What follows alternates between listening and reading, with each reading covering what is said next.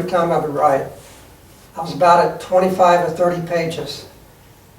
And this stuff started gushing out of me. All the scars and all the secrets and all the sins in my life that I had buried.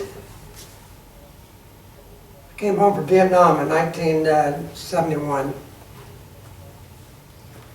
What is this about? Came home from Vietnam in 1971 after serving as a Special Security Intelligence combat soldier. Some brutal combat.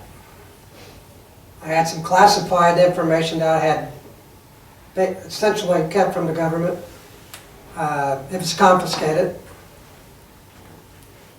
Came home and in Vietnam, any Vietnam people, I mean anyone in the military, anyone served in the military, reserves included. Yeah, people in here. What about Vietnam? Barry Martins, I know you did. Same time I did. Coming home from Vietnam was a different experience in 1971. We came home, not as a unit, like previous wars, we came home as individuals. We left as individuals. And when we would come home, I came home, it was broken. The house I grew up in was sold. Mom remarried, went to St. Louis. Dad passed away when I was 16. Family was scattered. I came home and I was scarred, secret, and broken. I had a lot of scars, secrets, and sins. And I had a lot of secrets, and I kept those. Because what happens, like I was talking about, depends on when we write a book, different stages of our life. We all wear a mask. We all wear a mask, and we all have facades. I came home from Vietnam, and I had all of these scars, secrets, and sins. And I tried an attempt to hang my uniform in my closet and silently slide back into society. I couldn't do it. I had to put on this mask. I had a lot of secrets, a lot of scars. So, I made 4 promises while I was in Vietnam, and I talk about a few in here. I made a promise that if I would come home, I would serve God. I made a promise to buy a sports car. I made a promise to travel and to return to college. I kept 3 out of 4 of those promises. And you can guess which one I didn't keep. I came home in 1971, void to God in my life. I returned to Indiana University in 1972 as a freshman. About 3 years later, I was ingrained into the Bloomington lifestyle. I'd become one of the top student activists, one of the top social activists. I was running youth programs, liaison between the police department and the community, the schools, undercover work. But I still had secrets that only I knew about and some other people. So in 1976, November of 1976, I was busted in a major sting operation for drugs. But it was no ordinary drug bust. This was a case that was being used to offset drug laws on a national basis. On a national basis to offset, starting with Indiana, they were going to rewrite the drug laws. Well, I woke up and I was devastated, so I eventually come back to Evansville. And I was forced, actually. I was ostracized out of Bloomington in November of 1976. I talk about it, but I'm not going to give the story away, but I'll give you a little information. 1976, ostracized, forced to leave Bloomington by no choice.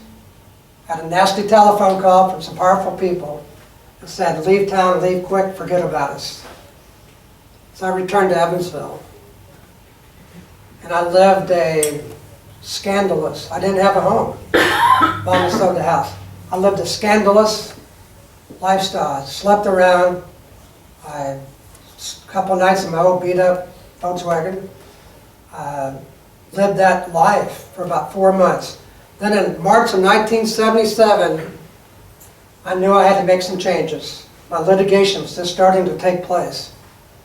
And I had so much pressure on me. And I still had all those scars and secrets and sins from childhood, teenhood, Vietnam.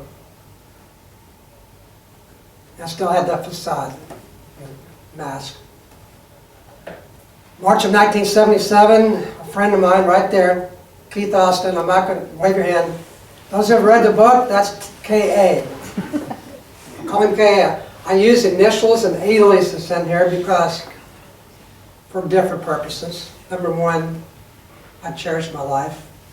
Number two, I do not want to hurt anyone in any way.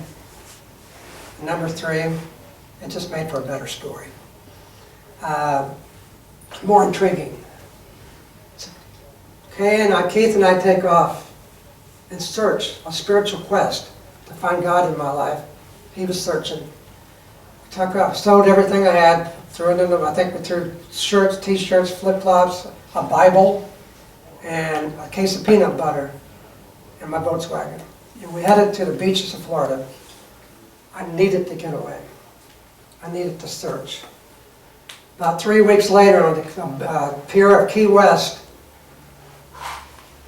I opened my heart, and Christ came into my life. I heard that still voice saying, "Follow me. Follow me, follow me because my way is narrow." It's narrow, but it's the peaceful way. Broad is the way to destruction. And I heard that voice, and I felt the most amazing peace. And I knew that God had found me, because I seriously believe we don't find God, He finds us when we're seeking and searching. When we open our hearts and we seek and we search, He comes to us. We don't go chasing after, just by searching and being honest and truth. A couple months later, back in Evansville, I totally opened up. Became June 6, 1977, 5:30 p.m., out here on the west side, overlooking a meadow. I talked about it earlier. A couple people remember this. I go, take 100% of me, everything. And I got involved in the Christian community, Christian Fellowship Church. I was just a baby at the time. And I was on fire. I had the fire of God in my life. And I was burning, and I was vibrant. But I had litigation going on. I had a lot of secrets I was still keeping, which I will not give away. Even in this book, book 2 covers some of the deeper secrets. And there's things I can write about, I still can't talk about on stage. It will come, I will be able to at some point. I just can't do it yet. But it will happen. So I came home and I'm involved in the community. Meanwhile, litigation's taking place in Bloomington. And it's becoming a big, huge deal. I mean, Rolling Stones magazine covered a portion of it, nationwide. Pressure was on, but without giving away the story, what happened. This is a journey that I traveled for many years. The journey was about my Christian path and my past. My past and my present collided. And I was put on the linchpin in this huge case. And they basically gave me an option. You're going to do a lot of time or cooperate with us. And I go, but it's not the truth. I wanted the truth. If I stood on the truth, and I'm not going to go into any more details with that. But I had to stand on the truth. I had to put on that full armor of God, full armor and a shield of faith. I had to take up my shield of faith and my sword of the Spirit. Ephesians 6, 10 through 15 says, put on the full armor of God, the helmet of salvation, the breastplate of righteousness. Take up the shield of faith and the sword of the Spirit. Because every day is a battle. Every day is a spiritual battle. If you're walking, following the right path, it's a spiritual battle. Thanks, you guys. They have to go to children. Thanks for telling me earlier, though. I appreciate it. Thank you. Every day is a battle. And when we walk with this, and I had taken off my armor. In 1980, November 1980, I again, after having that fire in my life, my past, my present collided. And I fell off the path, back into the jungle. And the jungle was vicious. and I found that I had a life threat. In 1980, I left Indiana, and then it didn't return for 17 years. And I kept that a secret. Not only that, but a few other secrets. And what really happened in Bloomington, what really happened in Vietnam, why was I followed for all those years in Bloomington by two men? What did I really do in Bloomington?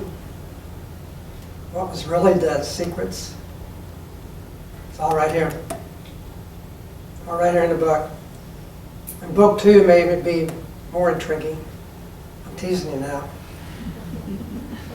But from the bottom of my heart, I can only say that God never left me.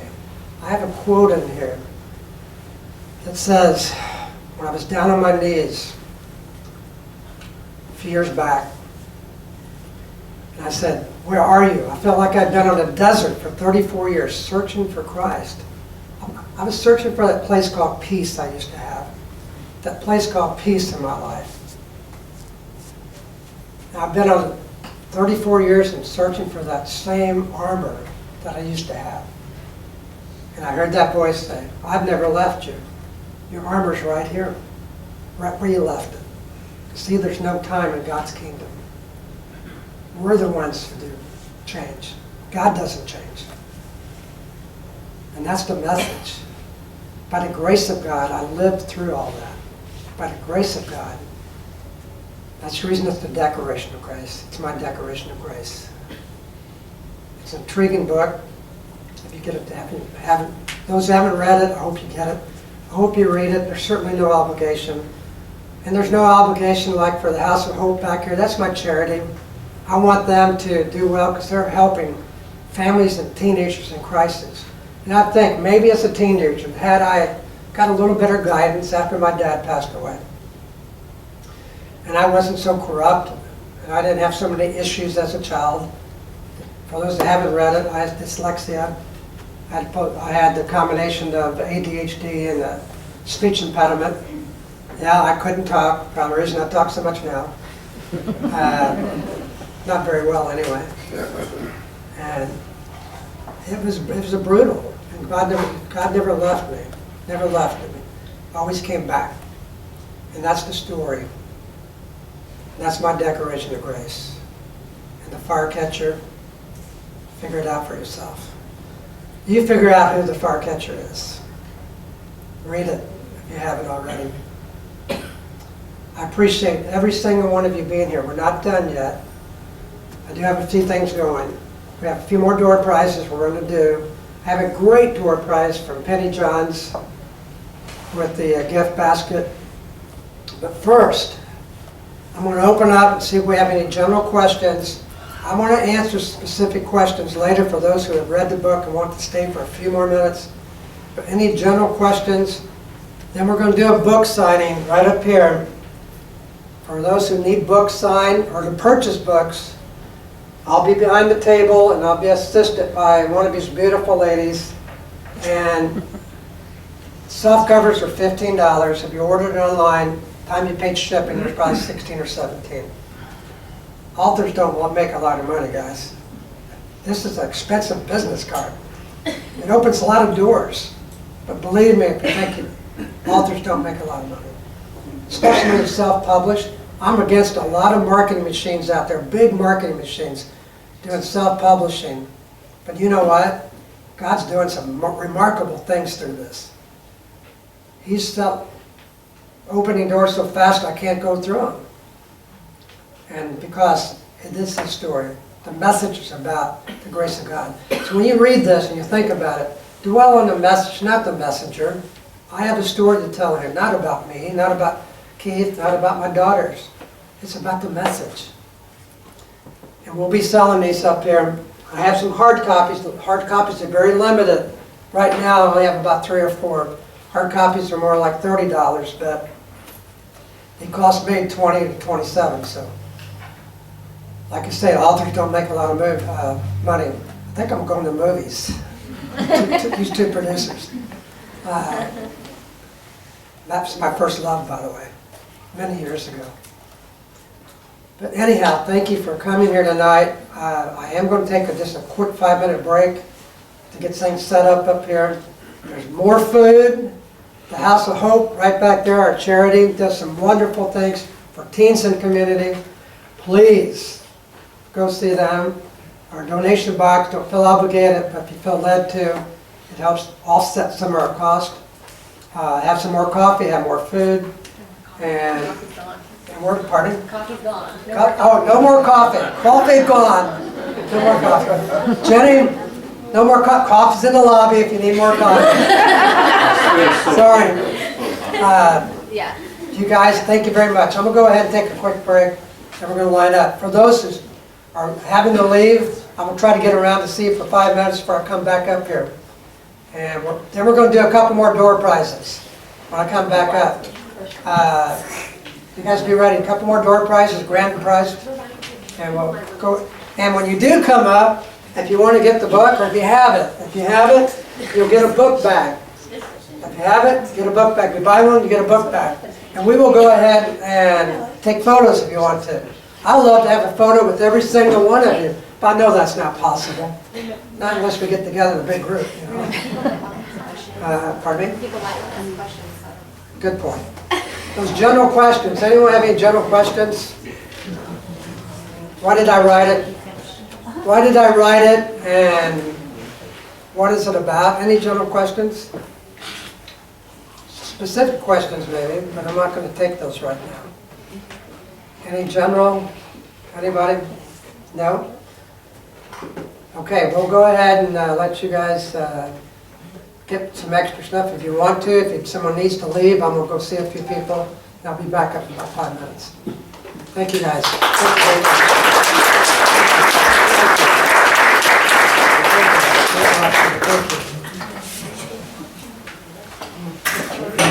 Okay, Megan, get back here, Megan. I know you got it. Yeah.